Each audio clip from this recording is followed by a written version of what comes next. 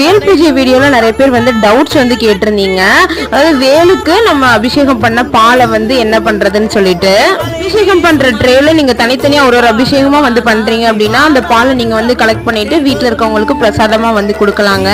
நான் வந்து மொத்தமா இந்த தட்டுல தான் வந்து பண்றேன் அப்படின்றதுனால நான் வந்து செடியில தாங்க வந்து ஊத்துறேன். லட்சுமி தீபம் போட்ட வெற்றிலை வந்து என்ன பண்ணணும்னு சொல்லி வந்து கேட்டிருந்தீங்க. நான் ஆல்ரெடி வீடியோல வந்து சொல்லியிருக்கிறேங்க. அடுத்த நாள் வந்து நீங்க அந்த வெற்றிலை வந்து காய விடாம அதை நீங்க வந்து கால் மிதி படாத இடத்துல வந்து போட்டுறணும்.